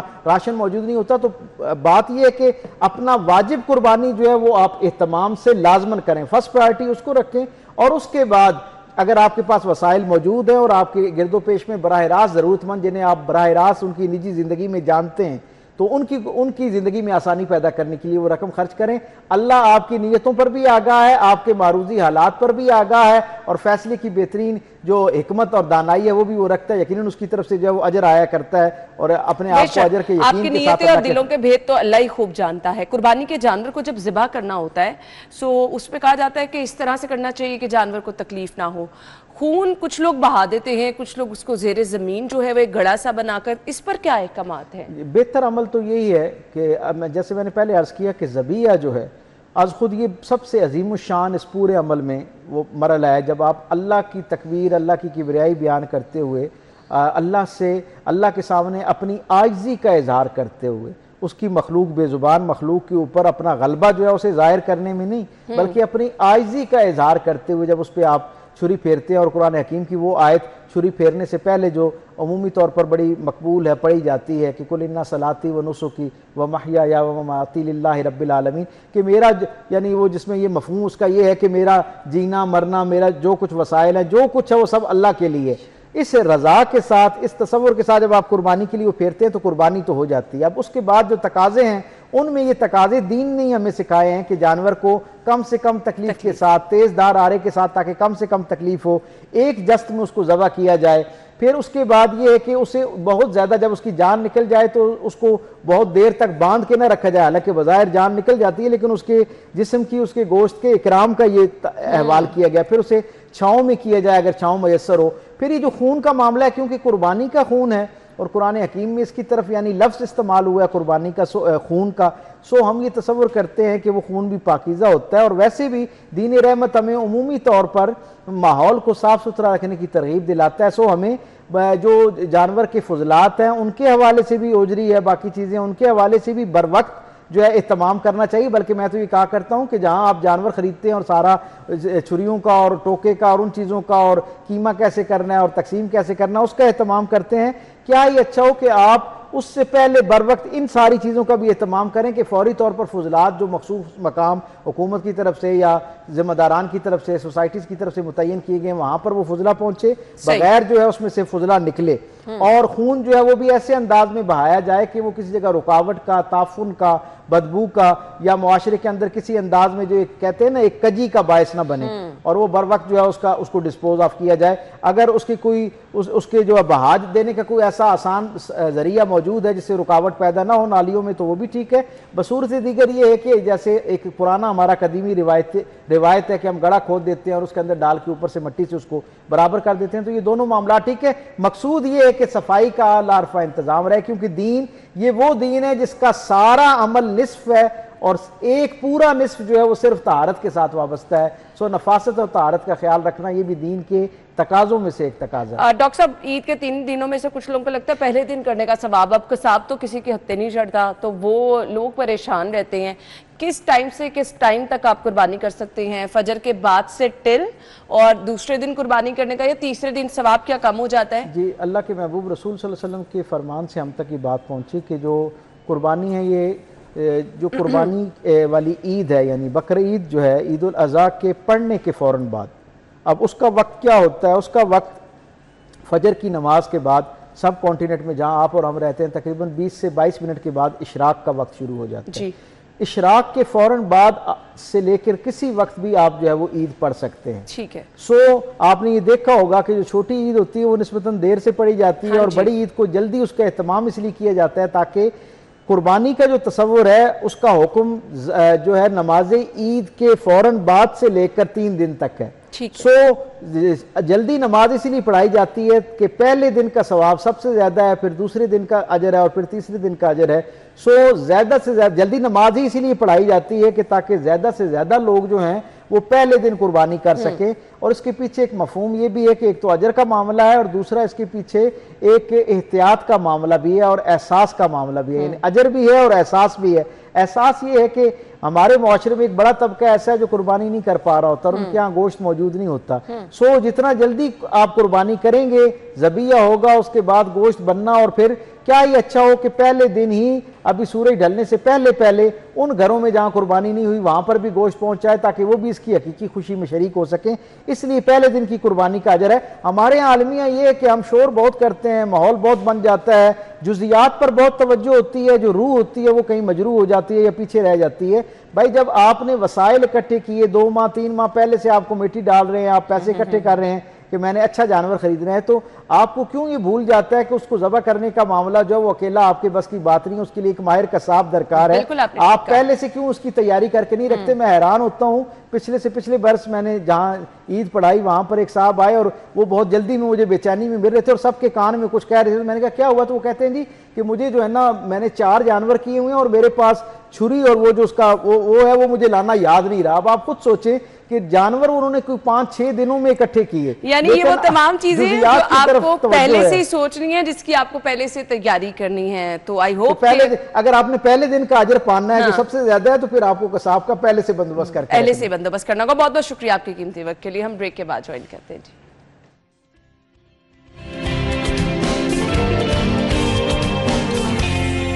ویلکم بیک ونس اگین. سو اب شہر کی مویشی منڈیوں کی صورتحال ہم نے آپ کے ساتھ شیئر کرنی ہے. ہمارے رپورٹرز اس وقت موجود ہیں, تو زیادہ ان کو تنگ نہیں کریں گے کیونکہ باہر گرمی بھی بہت زیادہ ہے, تو اپنے رپورٹرز کی طرف چلیں گے. جی ہمارے ساتھ مائدہ موجود ہیں اور ارباز خان موجود ہیں جو کہ 2 ڈیفرنٹ مویشی منڈیوں میں ہیں. جی مائدہ کی طرف ہم نے جانے اور ان سے سب سے پہلے یہ پوچھنا ہے کہ جی کون سی منڈی میں وہ موجود ہے, کیا صورتحال ہے شاہپور کانجرا میں. बड़ा जानवर कितने में मिल रहा है, छोटा जानवर कितने में मिल रहा है, और खूबसूरत जानवर यहाँ पर हैं या नहीं है। अब यहाँ पर हम मायदा से कहेंगे हमें सिर्फ एक आइडिया दे दें कि अगर दुम्बा खरीदना है वो कितने में है, बकरा खरीदना है वो कितने में है, बड़ा जानवर अगर जिन्होंने गाय खरीदनी है सो वो कितने में मिल रही है। मेरे सामने ज़रा दोनों को दिखा दें तो मैं दोनों को अनाउंस कर देती हूँ जी। मायदा और अरबाज खान दोनों इस वक्त मौजूद हैं जी हमारे सामने, और अभी ये दोनों मंडियों का अहवाल हमें बताएंगे। शाहपुर कांजरा पहले चलते हैं, शहर की बड़ी मवेशी मंडी है और हर साल हम यहाँ पे देखते हैं बड़ी गहमा गहमी होती है। सो मायदा बताइए क्या सूरत हाल है, बड़ा जानवर ज्यादा है, छोटा जानवर ज्यादा है, कीमत क्या है, और यस लोग आ रहे हैं क्या मंडी में? बिल्कुल है ना, जिस तरह से आपने कहा कि शहर की सबसे बड़ी मवेशी मंडी है तो इसमें कोई शक नहीं कि हम हर साल देखते हैं कि यहाँ पर खूब रश देखने में नज़र आता है। लेकिन चूंकि आज मैं पहले दिन यहाँ पर आई हूँ तो मैंने देखा कि पिछले साल की निस्बत इस साल जो है यहाँ पे उस तरह से गहमा गहमी नहीं देखने में नज़र आ रही है। हमने देखा कि पिछले साल यहाँ पर पाँव रखने की जगह नहीं थी, लेकिन अब यहाँ पर उस तरह से जानवर देखने में नज़र नहीं आ रहे। कुछ व्यापारी जो है यहाँ पर अपने जानवर जो है इसी तरह से लेकर घूम रहे हैं। अक्कम में भी आप देख रही होंगी कि ये बैल यहाँ पर मौजूद है, इनसे इनकी कीमत जान लेंगे और फिर आपको बकरे की भी कीमत जो है वो बताएंगे। मुझे बताइएगा आपके पास भेड़ है, कितने का बेच रहे हैं और क्या कीमत है बाकी जानवर? तो माशाल्लाह बहुत अच्छे हैं पे, आपका है मोल 3,60,000 रुपया। ये खूबसूरत जानवर है, इनको दिखाइएगा, बड़े अच्छे अंदाज में इसको सजाया हुआ है। इसकी कीमत क्या दे रहे हैं आप? इसका जी 3,20 मांग रहे फाइनल।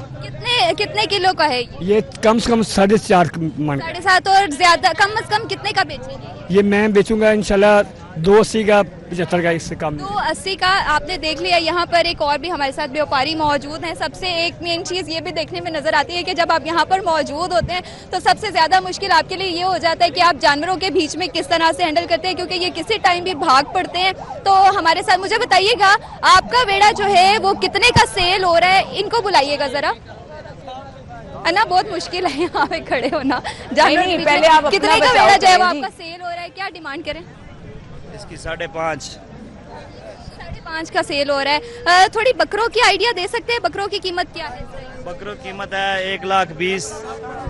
1,20,000 से जो है वो ना स्टार्ट हो रही है। आप देख रही हैं कि पहले तो हम सेंटर में खड़े थे लेकिन अब हमारी जगह जो है वो इन वेड़ों ने ले ली है। तो ये ठीक है मायदा थोड़ा सा साइड पे हो जाए, और पहले जी आपका तहफ़्फ़ुज़ ज्यादा जरूरी है क्योंकि अभी ईद तक हमने आपको मवेशी मंडियों में भेजना है, तो अपना बचाव करें और थोड़ा सा जानवरों से अगर आप साइड पे हो जाए। अच्छा, इंतजामात ओवरऑल यहाँ अच्छे हैं? व्यापारी शिकायत तो नहीं कर रहे कि यहाँ कोई इंतजाम नहीं जानवरों के लिए? बिल्कुल अना, जो है शिकायत तो यहाँ पर की जा रही हैं। इनका कहना है कि जो यहाँ पर हम लोग मौजूद हैं 50,000 रुपये जो है वो एक जगह का इनका लिया जा रहा है। तो इनका ये कहना है कि अगर हम 50,000 वो जगह का देंगे तो बाकी जानवरों के अखराजात, उन्होंने जितने दिन यहाँ पर रहना है, उनका खाना पीना, जानवरों का चारा, वो किस तरह से मैनेज करेंगे। तो इनका कहना है कि हुकूमत को चाहिए कम से कम इस पे कंट्रोल करे कि हमारे से इतने इजाफी चार्जेस जो है वो ना लिए जाएं। चलिए ठीक है मायदा, थैंक यू सो मच। अब आप सेफ जगह पे जा सकती हैं क्योंकि मैं अरबाज की तरफ जा रही हूँ, आप फ्री हैं जी। मायदा, अरबाज मुझे बताइए जी क्या सूरत हाल आप यहाँ पर देख रहे हैं? आपने बताया था कि बड़ा जानवर इस मंडी में ज्यादा है, सो बड़े जानवर की कीमत क्या है, मैक्सिमम और मिनिमम? मुझे ये बता दें कि दोनों, और फिर इंतजामात के बारे में भी बताइएगा। हाँ जी बिल्कुल, ईद कुर्बान की आमद है और इसके चलते हर शहरी की ये ख्वाहिश है कि सुन्नत इब्राहिमी की अदायगी के लिए उसको कम दामों के अंदर बेहतरीन से बेहतरीन जानवर मिल सके। इसलिए मुख्तलिफ मंडी जो मवेशी मंडी है उनकी जानिब उन्होंने रुख किया। इस वक्त मैं मौजूद हूँ मनावा मवेशी मंडी में और यहाँ पर खूबसूरत बकरे, दमदार बैल और ऊँचे ऊँट सभी दस्तियाब हैं। लेकिन जैसे आपने कहा यहाँ पर सबसे ज़्यादा जो मार्केट के अंदर देखे जा रहे हैं वो बैल हैं। बैल की अगर हम यहाँ पर बात करें तो मुख्तलिफ नस्लें जो हैं वो मौजूद हैं, फिर चाहे वो चोलिस्तानी हो, साहिवाल नस्ल का हो, देसी हो, काला कट्टा हो या फिर जो लाल गुलाबी है। और इसी के साथ साथ जो शहरी बैनुल अक़वामी गोश्त का मज़ा चखना चाह रहे हैं उनके लिए यहाँ पर ऑस्ट्रेलियन वेड़े भी मौजूद हैं। जितने अच्छे यहाँ पर जानवर मौजूद हैं उतनी ही ज़्यादा उनकी कीमतें हैं। अगर पिछले साल के मुकाबले में देखा जाए तो तकरीबन 2 से 3 गुना जो है वो कीमतों के अंदर इजाफा हुआ है। और जो शहरी अरबाज, अब मैंने ज्यादा बातें नहीं आपकी सुननी, मुझे जानवर दिखा दें जरा, मैं खुद भी एक्साइटेड हूँ, लोग भी देख रहे होते हैं। जानवर दिखाने से बेहतर ये है कि यहाँ पर जानवर की हमारे साथ जानवर मौजूद है, आपको वो भी दिखाते हैं और क्या इसका रेट चल रहा है वो बात करते हैं। भाई जान हमें सबसे पहले बताइएगा ये जानवर कितना रेट है इसका? 6.5 लाख रुपए। 6.5 लाख रुपए। 6.5 लाख रुपए इसका मांग रहे हैं, इसको खरीदने वाला भी हमारे साथ मौजूद है। आपने क्या रेट लगाया है? 3 लाख रुपए जनाब। भाईजान 3 लाख रुपए इसके दे रहे हैं। कितने पहले इसके दिखाएं, दांत कितने हैं, क्या खिलाते हैं इसको? भाजी मुँह धुंधा, इसको खुराक खाते हैं, देसी घी दूध वगैरह। ये 3 लाख रुपए जिसके लिए इसी खुराक के पैसे भी नहीं है। अच्छा, वो कह रहे हैं कि इसको देसी घी और जो है वो धोंदा है जिसके लिए 3 लाख रुपए कम है। आपको क्या लगता है 3 लाख ज्यादा है कम है? नहीं, ये कम है, जिस तरह खुराक बोलते हैं इस तरह से कम है, बिल्कुल कम है जी। अच्छा, इसकी खुराक तो वैसे देखने में, और थोड़ा सा पीछे तो हम देखें कि जो है बैल वो है तो माशाल्लाह काफी तगड़ा, और इसके अंदर गोश्त जो है भाईजान कितना होगा, इनको कितना मिलेगा? तकरीबन 5.5 मन। अच्छा, 5.5 मन जो है वो इस दमदार वेड़े के अंदर आप देख सकते हैं कि गोश्त है, और काफी जो है वो लग भी मासूम रहा है, तंग भी नहीं करेगा। तो भाईजान 3 लाख से ऊपर कुछ लगाए, 3 लाख तो बहुत कम है। बिल्कुल बिल्कुल बिल्कुल। हाँ, 3.5 लाख के देना है। 3.5 लाख रुपए में ये दे रहे हैं, तो आप बताएं हमें कि आपको समझ आ रहा है 3.5 लाख? बिल्कुल थोड़े पैसे। अरबाज ये तो भाव ताव रहेगा, अरबाज ये भाव ताव रहेगा। जरा आगे बढ़े, हमें और जानवर भी दिखा दें कि किस किस कीमत पर मिल रहे हैं। ये तो सिलसिला इसी तरह से रहना है। अच्छा, पर 6.5 लाख हम आपको और जानवर भी जी और जानवर भी हम जो है आपको दिखाते हैं कि अगर आप थोड़े जो है वो कम पैसे के अंदर हो तो ये भी काफी खूबसूरत जो है वो जानवर है, सफेद और काला इसके ऊपर जो है वो डिजाइन है। भाईजान जरा 2 मिनट आपके चाहिए, हमें बताइएगा इस जानवर के कितने पैसे जो है वो आप मांग रहे हैं और ये कितने का मिल सकता है? ये भी 5.5 का। अगर शहरी जो है वो थोड़ा सा बजट में अगर रहते हुए देखना चाह रहे हैं तो वो किधर है जानवर? दूसरा दिखाया, अगर हम इसको आप देख सकते हैं कि ये जो जानवर है इसको खड़ा करने की कोशिश करते हैं। असल में दोपहर का वक्त है, अभी शायद आराम कर रहे हैं क्योंकि मंडियों के अंदर जो रश ना करें, आपका बचना भी बहुत जरूरी है। आपने महफूज रह के ही रिपोर्टिंग करनी है। नहीं, हम बिल्कुल महफूज है। जो जानवर यहाँ पर है काफी प्यार करने वाले हैं। अच्छा नहीं लगा आपका छेड़ना। हमारी उम्मीद है हाथ ना लगाएं, उसको अच्छा नहीं लग रहा। नहीं, मुझे भी यही लग रहा है कि उसको जो है वो अच्छा नहीं लग रहा कि हम उसको सुबह सुबह तंग कर रहे हैं। लेकिन जो है वो भाईजान इसका क्या रेट है, ये कितने का मिलेगा? 8.5 लाख रुपए। 8.5 लाख रुपए। भाई कोई सस्ता जानवर मुझे बताओ इस महंगाई की दौर में 2 से 3 लाख रुपए के अंदर मिल सकता है? अगर हमने देखना है, लेकिन ये वैसे आप सही कह रही है, थोड़ा सा इसको पसंद नहीं आया इसको उठाना। इसको मेरे ख्याल से वापस सुला दे। और 2 से 3 लाख रुपए वाला जानवर जो है वो बैठे हैं, वो भी आराम कर रहे हैं पीछे। अरबाज मुझे अब थोड़ी सी यहाँ पर ना इंतजामात के हवाले से बता दें। टेंट वगैरह आप, मैं तो देख रही हूँ आपके पीछे लगे हैं, प्रॉपर इंतजामात जानवरों के लिए किए गए हैं। पानी यहाँ पर है, व्यापारी कोई शिकायत तो नहीं कर रही हैं? अच्छा, इंतजामात की अगर हम बात करें तो यहाँ पर जो टेंट हैं वो व्यापारियों का कहना था कि उन्होंने अपनी मदद आपके तहत जो है वो लगाए हुए हैं, और दोपहर के वक्त उनको पानी जो है वो मैसर होता है यहाँ पर। साथ ही साथ जो डॉक्टर्स हैं वो भी मौजूद हैं, LWMC के भी यहाँ पे स्टॉल्स हैं ताकि सफाई के बेहतरीन इंतजामात हो सके। मगर एक शिकायत जो यहाँ के व्यापारी कर रहे हैं वो ये कर रहे हैं कि रात के वक्त यहाँ पर लाइट का जो है ना वो काफ़ी मसला है, क्योंकि शहरियों की कसीर तादाद रात के वक्त जो है वो जानवरों की खरीदारी करने आती है और जानवरों को देख कर जो है वो लेना होता है। के चलते रात के वक्त इनका यही कहना है कि लाइटों का थोड़ा इंतजाम बेहतर हो जाए तो ये मंडी जो है वो Arbaaz, thank you so much. और ये बहुत बड़ा इशू है जी, इससे बहुत बड़े धोखे भी हो सकते हैं। आप खराब जानवर भी लेके आ सकते हैं, पैसे भी कोई जो है वो जाली करेंसी जैसे कि हमने जिक्र किया था वो भी हो सकती है। सो इन मसाइल से बचने के लिए इनका दोनों का गाहक और मेरे ख्याल से व्यापारी दोनों का इसमें फायदा होगा, तो इंतजामिया को इस पर फोकस करना चाहिए। ब्रेक के बाद आएंगे, स्टे विद अस।